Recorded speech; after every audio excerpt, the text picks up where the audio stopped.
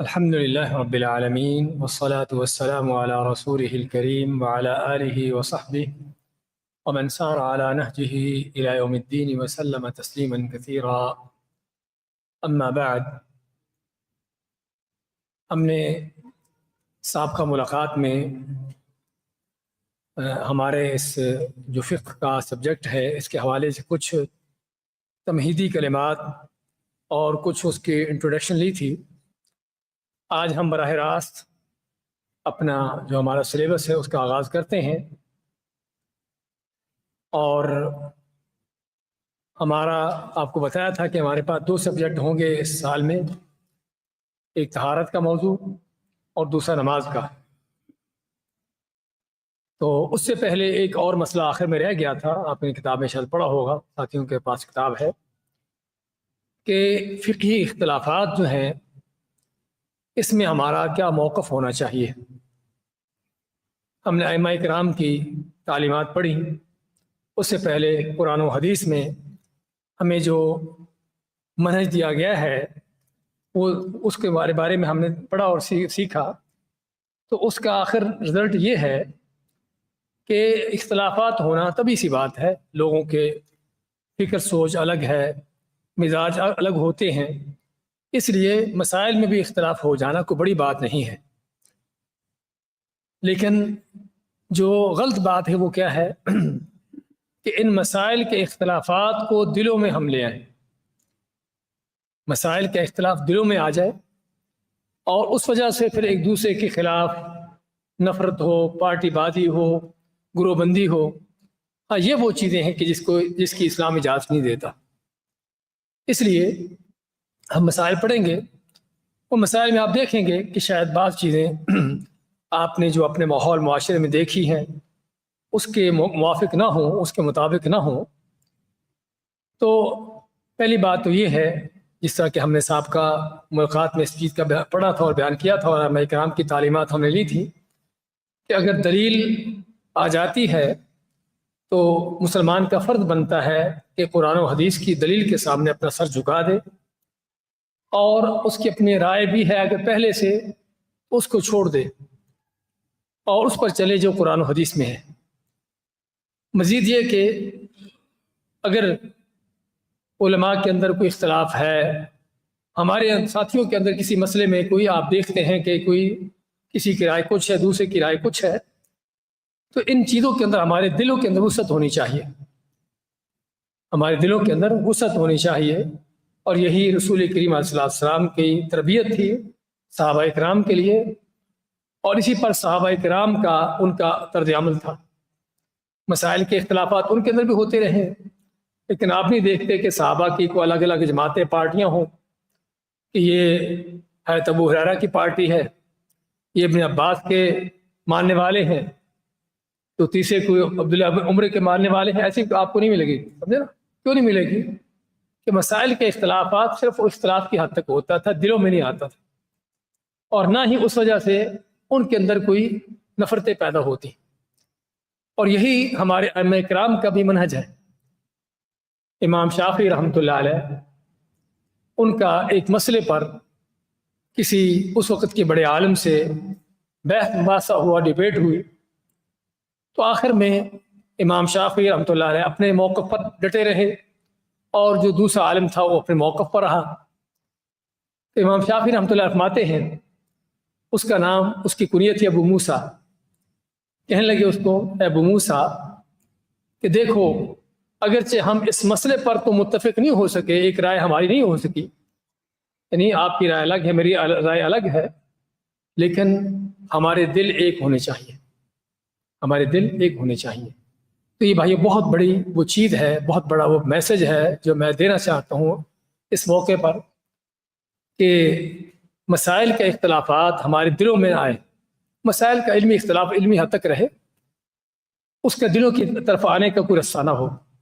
افسوس کی بات یہ ہے کہ ہمارے ملکوں میں خاص طور پر اکثر و بیشتر جو جماعتوں کا اور فرقوں، گروہوں کا جو انداز ہے وہ یہی ہے کہ آپ ہر مسجد میں جائیں گے، اس مسجد کا ہر طریقہ الگ ہوگا. اگر آپ کا طریقہ ان مسجد والوں سے نہیں ملتا تو ممکن ہے آپ کو مسجد میں نماز پڑھنے سے روک دیں, آپ کو مسجد سے نکال دیں. ایسے بھی واقعات آپ سنتے رہتے ہوں گے. تو کیا خیال ہے, اسلام اس بات کی اجازت دیتا ہے؟ تو یہ وہ چیز ہے جو ہم چاہتے ہیں یہاں پر اللہ کے فضل توفیق سے ہمارے درمیان ایک محبت کا اور اتفاق و اتحاد کا ماحول ہو. اگر کسی مسئلے میں دیکھیں کہ دوسری رائے ہے تو کوئی بات نہیں, آپ دیکھو کہ سنت قرآن و حدیث کس کے ساتھ ہے, آپ اس کے ساتھ چلو اور دوسرے کی رائے کا بھی احترام کرو. تو یہ وہ اہم چیز ہے کہ جو ہمیں اس موقع پر سب سے پہلے ہمیں یہاں پر دیکھنی ہوگی کہ ہم کسی مسئلے میں اختلاف کی وجہ سے, تنگ نظری کی وجہ سے یہ نہ ہو کہ ایک دوسرے سے دور ہو جائیں اور یہ اختلافات ہمارے دلوں میں آ جائیں. اس کے بعد ہم طہارت کا موضوع پر شروع کرتے ہیں. طہارت کے حوالے سے آپ کے ہاں سب سے پہلے ہے طہارت کی فضیلت و اہمیت.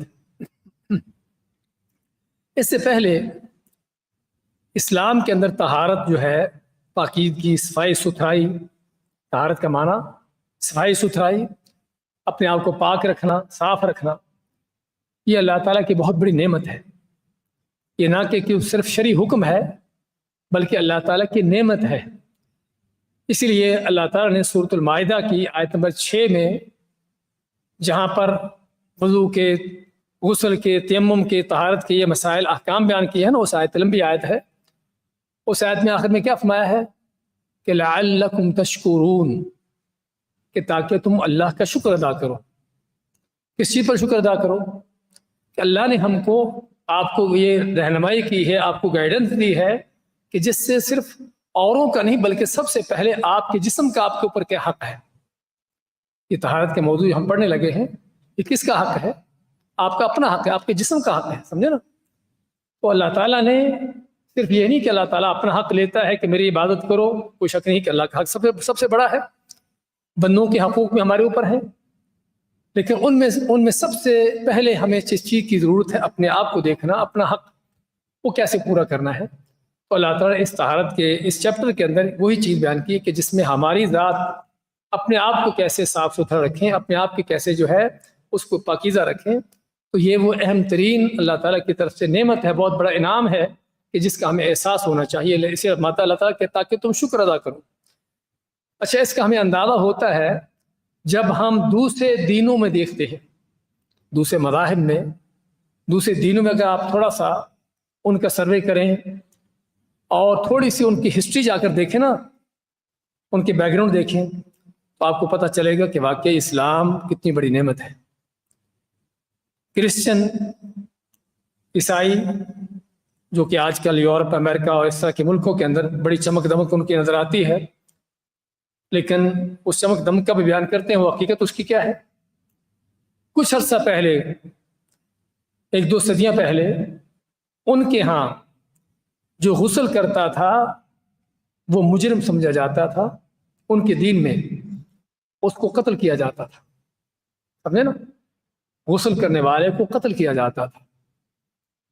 اس سے آپ اندازہ لگا سکتے ہیں کہ ان کے ہاں کیا گندگی کا دین تھا. اور آج بھی ان کی جو ظاہری چمک دمک ہے وہ صرف اوپر سے نظر آتی ہے, اس کے اندر گندگی کی کیا کیفیت ہے یہ ان سے پوچھیے جو وہاں پر رہتے ہیں. کچھ عرصہ پہلے ایک لانڈری کا مالک, اس نے رپورٹ دی, یورپ کے کسی ملک میں لانڈری تھی اس کی, تو کہنے لگا کہ میں نے جو پہلے پتہ نہیں وہ نان مسلم تھا کہ وہ مسلمان ہوا. مسلمان کیسے ہوا؟ کہتا کہ میرے پاس کپڑے آتے ہیں دھونے کے لیے, واش ہونے کے لیے. ظاہری بات مختلف طرح کے لوگ ہیں وہاں کے, کرسچن بھی, کافر بھی. کہتے ہیں کہ اگر سب سے زیادہ مجھے صاف کپڑے ملتے ہیں تو کن کے ملتے ہیں؟ مسلمانوں کے. مسلمانوں کے کپڑے, حالانکہ مسلمان ضروری نہیں کہ وہ سارے کوئی دیندار ہوں, اکثر ان ملکوں کے اندر رہنے والے مسلمانوں کا بھی حال آپ کے سامنے ہے, لیکن پھر بھی اس کے باوجود مسلمان کی یعنی کہ اس کی پیدائشی طور پر جو فطرت ہے, اس کو جو تربیت ملی ہے, اس کے لحاظ سے کہتے ہیں کہ سب سے مجھے جو صاف ترین کپڑے ملتے ہیں مسلمانوں کے ملتے ہیں. کہتے ہیں کہ دوسرے لوگوں کے کپڑے آتے ہیں, اس کے اندر غلاظتیں, نجاستیں, حتیٰ کہ یہاں پر بیان نہیں کر سکتے, اس الفاظ کہہ نہیں سکتے کہ باقاعدہ گندگی کپڑوں کے اندر ہوتی. تو اسی سے اندازہ ہوتا ہے کہ وہ لوگ کون ہیں. اور مجھے خود بھی بعض ان ملکوں میں جانے کا موقع ملا تو دیکھا، آپ جہاں سب سنتے ہوں گے کہ ان کے واش روموں کے اندر، ان کے ٹوائلٹوں کے اندر پانی نہیں ہوتا سوائے صرف فلش کرنے کے لیے. اپنے آپ کو دھونے کے لیے پانی کا وہاں پر کوئی سسٹم نہیں ہوتا، سسٹم رکھا ہی نہیں ہوتا. ہمارے مسلمان کو اگر پھر الگ سے کوئی انتظام کرتے ہیں، کوئی لوٹا رکھ لیتے ہیں، کوئی اس طرح کی شاور لگا لیتے ہیں، سمجھے نا. یہ آج کا ان کا حال بیان کیا جا رہا ہے. اسی طرح آپ اپنے ملکوں کے اندر، ہمارے ہاں ہندوؤں کا، تو ہندوؤں کا دین کیا ہے؟ گندگی کے اندر، نجاست کے اندر، غلاظتوں کے اندر رہنا. یہ ان کا دین ہے کہ جس قدر کوئی ان چیزوں کے اندر رہتا ہوگا، ان کے اندر وہ اسی قدر ان کا بزرگ ہے، اسی قدر وہ ولی ہے. اور اسی سے بعد مسلمانوں کے اندر بھی یہ بات، لوگوں کے اندر یہ چیزیں آ چکی ہیں. تو خیر، کہنے کا مقصد، اگر ہمیں واقعی اسلام کی نعمت کو جاننا ہو کہ اسلام کی طہارت کا یہ موضوع ہم کو دے کر، اس کا حکم دے کر اللہ نے ہمارے اوپر کتنا بڑا احسان کیا ہے، تو آپ تھوڑا دوسرے لوگوں کو دیکھیے. یورپ کے ایک ملک میں، کسی ملک میں تو مسلمان طالب علم تھا کسی یونیورسٹی میں، تو ہر نماز کے لیے اسے وضو کرنا ہوتا. اور ظاہری بات، وضو کے لیے الگ جگہ تو نہیں ہوتی، جو عام بیسن ہوتے ہیں ہاتھ دھونے کے لیے، منہ دھونے کے لیے، وہیں پر وہ وضو کرتا. تو وضو کرنے کے لیے پاؤں بھی اس کو بیسن میں دھونا پڑتے. ایک دن یونیورسٹی کا پروفیسر، کوئی انگریز پروفیسر تھا، وہ اسٹوڈنٹ کو کہتا ہے کہ تم لوگ بڑے بدتمیز لوگ ہو کہ ہم نے اسی جگہ پر منہ دھونا ہوتا ہے اور تم یہاں پر پاؤں دھوتے ہو.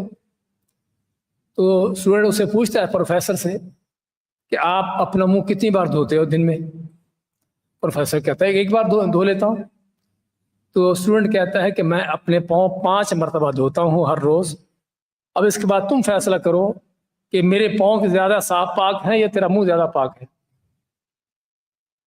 اسی سے بھائیو اندازہ کر لیں کہ واقعی طہارت کی اللہ تعالیٰ کی طرف سے ہم کو جو تعلیم دی گئی ہے، کتنی عظیم تعلیم ہے، کہ جس کا ہمیں واقعی اس نعمت کو جاننا چاہیے، اس کی قدردانی کرنا چاہیے، اور اللہ کا شکر ادا کرنا چاہیے، اور اللہ تعالیٰ کے ان احکامات پر عمل پیرا ہونا چاہیے.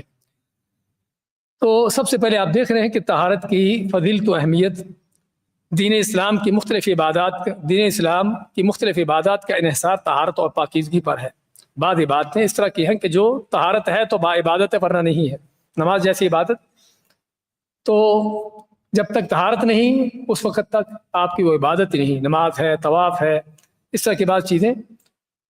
اور اسی طرح روح کا تزکیہ، لباس، جسم، ان سبھی چیزوں کا پاک ہونا بھی لازم ملزوم ہے.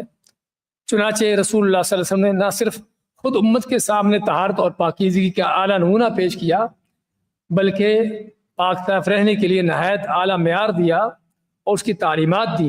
حتیٰ کہ کیا فرما دیا؟ الطہور شطر الایمان، کہ طہارت ہی آدھا ایمان ہے. طہارت، پاکیزگی، صفائی ہی آدھا ایمان ہے. اور حقیقت ہے، آپ کی اگر طہارت نہیں، نماز نہیں، اور نماز نہیں تو ایمان بھی نہیں ہے.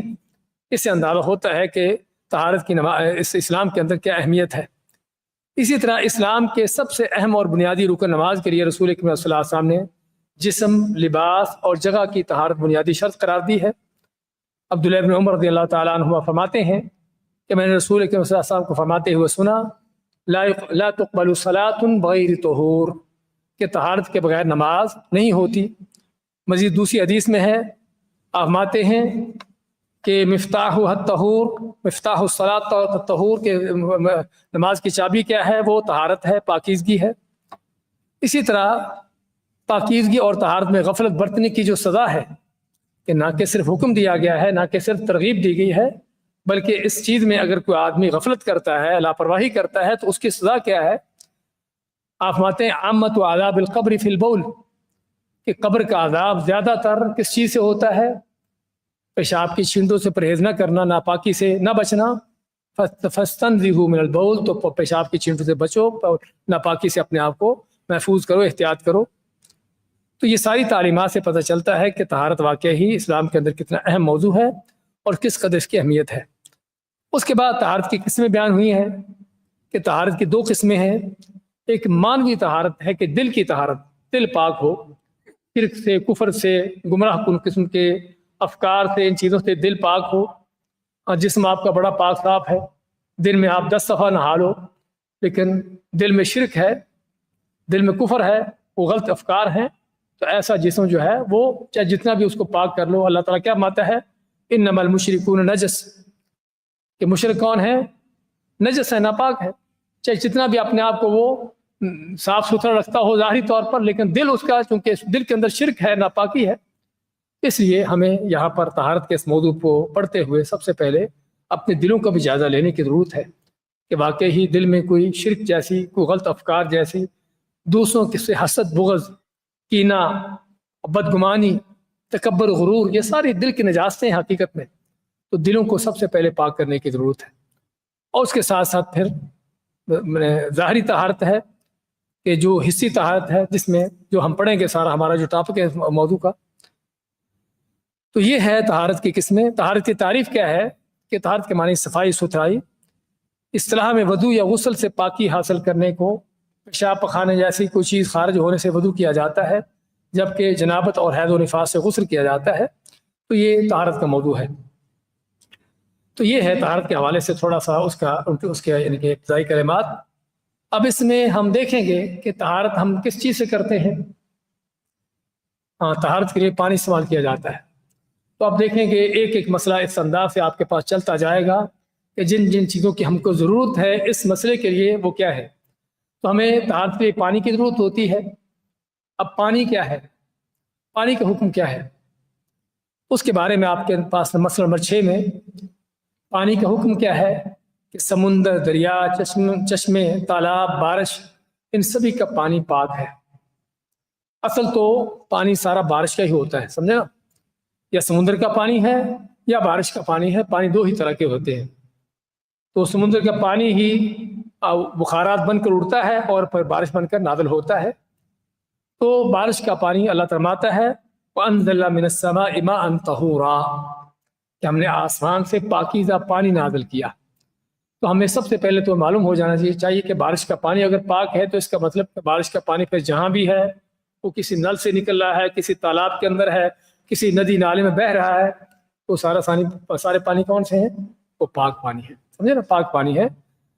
اور یہاں پر یہ بھی آپ کے علم میں ہونا چاہیے کہ پاکی اور ناپاکی یہ شرعی حکم ہے، پاکی اور ناپاکی شرعی حکم ہے۔ جس طرح ہم اپنی طرف سے کسی چیز کو حلال و حرام نہیں کہہ سکتے سوائے کہ جس کو اللہ نے حلال کیا اللہ نے حرام کیا ہے، ایسے ہی کسی چیز کو ناپاک کہنا غلط ہے کہ جبکہ اللہ نے اس کی چیز کو پاک قرار دیا ہے، سمجھے نا۔ اصل یہ ہے کہ پانی جس طرح بھی ہو، جیسے بھی ہے، جہاں بھی ہے وہ پاک ہے۔ چیزیں جو بھی ہیں، لکڑی ہے، لوہا ہے، پتھر ہے، کچھ بھی ہے، اصل یہ ہے کہ سبھی چیزیں پاک ہیں۔ ہاں اگر کوئی ناپاک ہے تو اس کا الگ سے بیان ہے، اگر کوئی چیز ناپاک ہے تو اس کا الگ سے بیان ہے۔ تو یہ قاعدہ کلیہ، یہ فارمولہ اپنے مد نظر رکھیے۔ اصل یہ ہے کہ چیزیں پاک ہیں، چاہے وہ پانی کی شکل میں ہو، کسی پتھر کی شکل میں ہو، کسی اور شکل میں ہو، تو پانی بھی اصل پاک ہے، سبھی کے سبھی۔ آپ سے سمندر کے پانی کے بارے میں پوچھا گیا، اماتے ہوا طہور ماؤہ، کہ سمندر کا پانی پاک ہے، الحل میتتہ، حتیٰ کہ سمندر کے اندر کوئی جانور سمندری مر جاتا ہے، اگر وہ کھانے کے قابل ہے تو اس کو کھایا جا سکتا ہے، وہ بھی حلال ہے۔ اچھا، پانی ناپاک کب ہوتا ہے؟ پھر ہم یہ جانتے ہیں کہ پانی ناپاک بھی ہوتے ہیں۔ جب اصل پانی پاک ہے تو پھر ناپاک کیسے ہوتا ہے؟ اس کا فارمولہ آپ کے ساتھ دیا گیا ہے مسئلہ نمبر 7 میں، کہ پانی کے اندر اگر کوئی چیز ناپاک چیز مل جاتی ہے، ناپاک چیز، کوئی ہر چیز نہیں، پانی کے اندر کوئی ناپاک چیز مل جانے سے اس کے اندر 3 میں سے کوئی ایک چیز پیدا ہو جائے، تینوں پیدا ہو جائے، اس کا ٹیسٹ بدل جائے، ذائقہ بدل جائے، اس کا رنگ بدل جائے، یا اس میں کچھ سمیل پیدا ہو جائے۔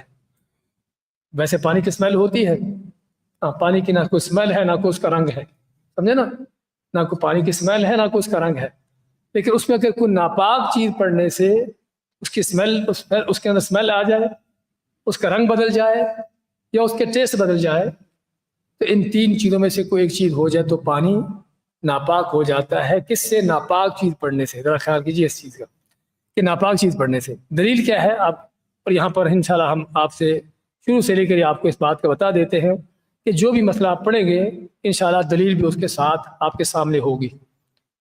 تو یہاں دلیل آپ کے سامنے لکھی گئی ہے، آپ فرماتے ہیں ان الماء طہور لا ينجسه شیء، کہ پانی پاک ہوتا ہے اسے کوئی چیز ناپاک نہیں کرتی، الا ما غلب علی ریحہ وطعمہ ولونہ، سوائے کہ اگر اس کے اندر کوئی ناپاک چیز پڑنے سے اس کا رنگ بدل جائے، اس کا ذائقہ بدل جائے، اس کا ٹیسٹ بدل جائے، یا اس کا یعنی کہ اس کی بو سمیل بدل جائے، اس سے وہ پانی ناپاک ہو جاتا ہے۔ ابن قیم رحمۃ اللہ علیہ بہت بڑے عالم فرماتے ہیں سنت نبوی اور صحابہ کرام کے آثار سے یہی ثابت ہوتا ہے کہ پانی اگرچہ تھوڑا بھی ہو تو ناپاک نہیں ہوتا، تھوڑا پانی بھی ہو اگر اس کے اندر کوئی ناپاکی پڑ گئی تب بھی ناپاک نہیں ہوتا، جب تک اس کے اندر کوئی تبدیلی نہ آ جائے، یہ چینجنگ نہ آ جائے جو ہم نے ذکر کی ہے، جب تک تبدیل نہ ہو جائے۔ کہتے اہل مدینہ، جمہور سلف صالحین اور محدثین کا یہی موقف ہے۔ اہل مدینہ سے مراد یعنی صحابہ کرام کہاں پر تھے؟ مدینہ میں تھے، تابعین اکثر و بیشتر وہیں پر تھے، اس لیے بعض علماء اہل مدینہ کے عمل کو دلیل سمجھتے ہیں، تو یہ ہے ان کا موقف۔ علی کل حال ہمیں یہاں پر فارمولہ سمجھ آیا کہ پانی اصل پاک ہے، الا یہ کہ اگر اس کے اندر کوئی ناپاکی پڑ جاتی ہے تو پھر اس سے وہ ناپاک ہو جاتا ہے۔ کب ناپاک ہوتا ہے؟ کہ اس کے اندر کچھ چینجنگ آ جائے، ذائقہ اس کا ٹیسٹ بدل جائے، رنگ بدل جائے، یا اس کے اندر کوئی اسمیل آ جائے۔ اچھا، یہ ہے ناپاکی پڑنے سے۔ اگلا مسئلہ دیکھیے 8 نمبر، اگر پانی میں معمولی مقدار میں کوئی پاک چیز مل جائے تو اس سے طہارت حاصل کی جا سکتی ہے، لیکن جب اسے پانی کی بجائے کچھ اور یعنی شربت، لسی وغیرہ کا نام دے دیا جائے تو پھر اس سے طہارت حاصل نہیں ہو سکتی۔ دلیل کیا ہے؟ ام ہانی آپ صلی اللہ علیہ وسلم کی چچا داد ہے، فرماتی ہیں کہ رسول کریم صلی اللہ علیہ وسلم اور میمونہ آپ کی زوجہ مطہرہ ہیں، فرماتے ہیں انہوں نے ایک ٹب کے پانی سے غسل کیا، اس پانی میں گندے ہوئے آٹے کا اثر تھا، یعنی ٹب میں آٹا گوندا گیا ہوگا اور پھر اسی ٹب میں پانی ڈال دیا گیا ہوگا تو اس پانی کے اندر آٹے کا تھوڑا سا وہ رنگ آ گیا۔ اچھا، آٹا کیا ہے؟ پاک ہے نہ پاک ہے؟ پاک ہے۔ اب یہاں پر ایک دوسرا مسئلہ آپ کے سامنے، پہلے ہم نے مسئلہ پڑھا تھا اگر کوئی ناپاک چیز پڑتی ہے تو اس کے اندر چینجنگ آتی ہے۔ اب دوسرا مسئلہ ہے کہ پانی کے اندر پاک چیز پڑ گئی۔ اب پاک چیز پڑنے سے بعد کا چیز معمولی سی ہوتی ہے، یہ کیا ہے؟ یہ پانی ہے، جب تک وہ پانی کے نام سے ہے وہ آپ پینے میں بھی استعمال کریں، اس سے وضو بھی کریں، غسل بھی کریں، مشکل نہیں۔ جس طرح کی حدیث آپ کے سامنے ہے کہ آپ صلی اللہ علیہ وسلم حضرت میمونہ نے اس پانی سے وضو کیا، غسل کیا کہ جس میں کیا تھا؟ آٹے کا اثر تھا۔ یعنی فرض کرو بالٹی پانی کی ہے، معمولی سا 2-4 قطرے دودھ کے ڈل گئے، اب اس کے اندر تھوڑی سی سفیدی تو آ جائے گی نا، لیکن وہ ہے پانی ہی، لسی نہیں بنا۔ اور تھوڑا زیادہ دودھ ڈال دیں گے پھر کیا بنے گا؟ لسی بن جائے گی، سمجھے نا؟ اس کے اندر کو 2-4 لیموں نچوڑ کر تو چینی ڈال دیں تو کیا بن جائے گی؟ اسکنجی بن جائے گی۔ اس کے اندر روح دار ڈال دیں گے تو کیا بن جائے گا؟ شربت بن جائے گا۔ جب اس کا نام بدل گیا بھی یہ کیا ہے؟ یہ شربت ہے، یہ کیا ہے؟ یہ اسکنجوی ہے، یہ کیا ہے؟ یہ لسی ہے۔ اگر جو پاک ہے پیئیں گے اس کو، لیکن اسے وضو کریں گے؟ ہاں، اسے وضو نہیں ہوگا، لیکن جب تک وہ پانی کے نام سے ہے تو آپ اس سے جو ہے وضو کر سکتے ہیں۔ یعنی بالٹی کے اندر جیسے بتایا نا کہ تھوڑا سا آپ نے 1-2 قطرے سیاہی کے ڈال دیے، اب اس کا رنگ تو بدلے گا نا سیاہی کے قطرے ڈالنے سے، لیکن پاک ہے نا پاک ہے؟ اچھا، اس کو نام کیا دیں گے کہ کیا ہے؟ پانی ہے، تو اسے آپ وضو کر سکتے ہیں۔ تو یہ دوسرا فارمولہ آپ کے سامنے کہ اگر پانی میں کوئی پاک چیز ڈلنے سے اس کے اندر کوئی چینجنگ آ جاتی ہے، اس کا ٹیسٹ بدل جاتا ہے، رنگ بدل جاتا ہے، لیکن پانی ہی ہے، پانی کا نام نہیں اس کا ختم ہوا، تو اس سے آپ وضو کر سکتے ہیں، غسل کر سکتے ہیں۔ لیکن اگر اس کا نام کچھ اور ہو گیا، پانی نہ رہا، تو پھر آپ اس کو پی سکتے ہیں لیکن اسے وضو نہیں کر سکتے۔ امید ہے بات سمجھ آ رہی ہوگی، ٹھیک ہے انشاءاللہ۔ یہ 2 فارمولے آپ کے سامنے، ایک یہ ہے کہ ناپاک چیز پڑنے سے کیا ہوتا ہے، اور دوسرا اگر پاک چیز پڑتی ہے اس کے اندر چینجنگ آتی ہے تو اس سے وہ پانی ہی رہتا ہے، تو اس میں وضو کر سکتے ہیں، اس کو استعمال کیا جا سکتا ہے۔ اچھا، 9 مسئلہ بھی لے لیں، پانی کو وضو یا غسل وغیرہ میں استعمال کرنے سے وہ ناپاک نہیں ہوتا۔ سابقہ زمانوں میں، اب تو اللہ کا فضل سے ہمارے پاس نل ہوتے ہیں، ٹوٹیاں ہوتی، کھولو آپ کے سامنے پانی گر رہا ہوتا ہے۔ پہلے کیا ہوتا تھا کہ پانی عام طور پر بالٹی میں ہے، ٹب میں ہے، اس طرح کی چیزوں میں ہوتا تھا، تو بعض اوقات وہیں پر وضو کر لیا جاتا۔ اچھا، اب وضو کرتے ہوئے پانی آپ کے اعضاء سے پانی اسی کے اندر گر رہا ہے، تو کیا خیال ہے؟ آپ کے اعضاء سے پانی جو گرے گا اس کے اندر، تو وہ پانی پاک رہے گا ناپاک رہے گا؟ وہ پانی پاک ہی ہے، وہ پانی پاک ہی ہے، اگرچہ آپ غسل بھی کر رہے ہوں، غسل جنابت بھی کیوں نہ ہو، غسل جنابت بھی کیوں نہ ہو، تب بھی وہ پانی پاک ہی رہے گا، اس سے ناپاک نہیں ہوگا۔ دلیل کیا ہے؟ ہاں دلیل دیکھیے آپ کے سامنے، حضرت جابر بن عبداللہ رضی اللہ تعالیٰ عنہ صحابی رسول ہیں، بیمار ہو گئے، آپ صلی اللہ علیہ وسلم ان کی بیمار پرسی کے لیے جاتے ہیں تو بے ہوش تھے، تو آپ نے کیا فرم کیا؟ آپ نے وضو کیا، اور وضو سے بچا ہوا پانی، یعنی اس کے اندر وضو کے آپ کے وضو کا پانی اس میں گر رہا ہے، وہ پانی انہوں نے حضرت جابر کے جسم پر ڈالا، ان پر ڈالا تاکہ ان کو ہوش آ جائے۔ اور اگر یہ پانی ناپاک ہوتا یا پاک نہ ہوتا تو آپ ایسا نہ کرتے، سمجھے نا؟ تو اللہ کل حال غسل اگر پانی سے، یعنی کسی پانی میں وضو کر لیا جائے، کسی پانی میں غسل کر لیا جائے، پانی کے اس کے اندر گر جائے تو اس سے پانی ناپاک نہیں ہوتا، وہ پاک ہی رہتا ہے۔ اسی طرح 10واں مسئلہ لے لیں، آخری مسئلہ آج ہمارا، جنابت کی حالت میں پانی میں ہاتھ ڈالنے سے بھی ناپاک نہیں ہوتا۔ ویسے منع کیا گیا ہے کہ آدمی سو کر جب اٹھے رات کو تو جب تک ہاتھوں کو دھو نہ لے اس وقت پانی میں نہ لے۔ اب پھر تھوڑا سا پیچھے جائیے ذرا، کہ پہلے زمانوں میں جس سے بتایا نا کہ پانی ٹب میں ہوتا تھا، بالٹی میں ہوتا تھا، اس طرح کی چیزوں میں پانی ہوتا تھا، پانی وہاں سے لینا ہوتا تھا۔ آپ مانتے کہ پہلے ہاتھوں کو دھو لو باہر، پھر ہاتھوں کو اس کے اندر ڈالو، لیکن فرض کرو کسی نے ہاتھ نہیں دھوئے ویسے ہی ڈال دیے تو کیا پانی ناپاک ہو جائے گا؟ ہاں پانی ناپاک نہیں ہوگا۔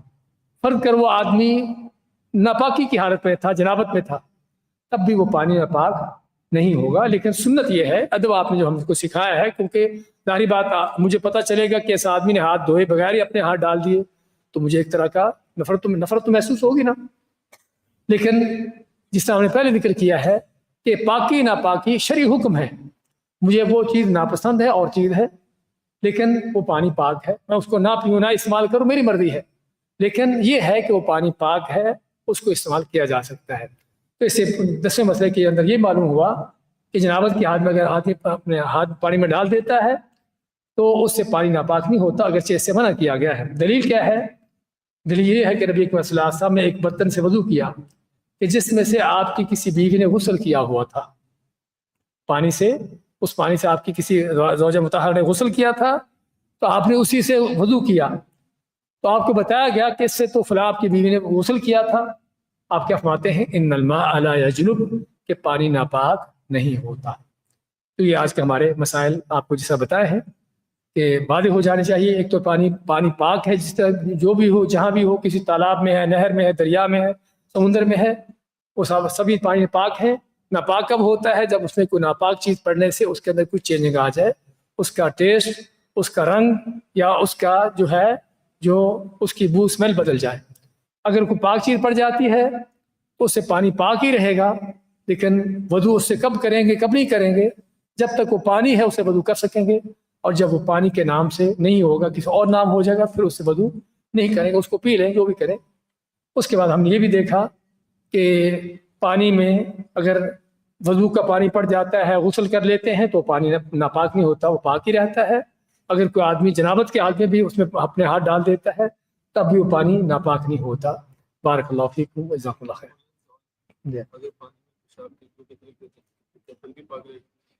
ہاں یہ سوال آیا ہے کہ پانی میں اگر پیشاب کے قطرے گر جاتے ہیں، پیشاب کے قطرے گر جاتے ہیں اگر، تو واقعی اس کے اندر گرنے سے پتہ ہے آپ کو پانی بالکل تھوڑا ہے، یعنی جس طرح بوتل کا پانی ہے یا تھوڑا سا پانی ہے، آدھا لیٹر، اور آپ کے سامنے قطرے پڑے ہیں اس کے اندر، تو پھر تو واقعی آدمی کو ایسے پانی سے بچنا چاہیے۔ لیکن اگر یعنی آپ نے یہ فارمولہ اپنے مد نظر رکھیے کہ اگر اس کے اندر کچھ چینجنگ آ جاتی ہے پانی کے اندر تو پھر وہ پانی ناپاک ہے، چاہے وہ تھوڑا ہو یا زیادہ ہو۔ جی ہاں، اور کسی کا سوال تو نہیں ہے؟ اور ہمارا ٹائم ختم ہو چکا ہے۔ بارک اللہ فیکم۔